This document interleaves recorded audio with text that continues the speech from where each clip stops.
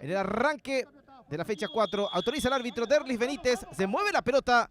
Ya está en marcha Capiatá, General Díaz. En la ciudad de Capiatá, mucha experiencia en la saga central de Capiatá. Viene el centro, arriba la pelota, gana Víctor Aquino, se desvía. Quiere Rodi, remató Rodi.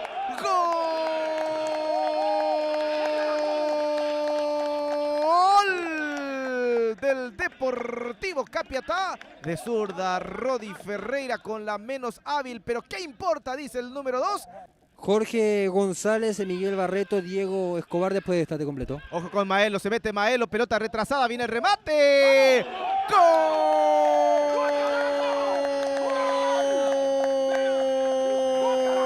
¡Gol del Deportivo Capiatá! Lo hizo Víctor Aquino. ¡Cuánta experiencia! Está donde tiene que estar el goleador, pero qué buena acción de Maelo. Ismael Reyes arrastró la marca por el costado izquierdo.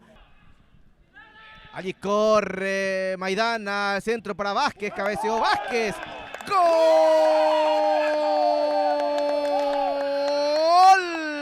del Deportivo Capiatá! Diego Vázquez también quería su gol. Qué buen centro, metió Mariachi, Maidana y cabeceó Diego, cambiándole el poste al arquero que venía de contrapierna. Servicio de esquina, viene el córner.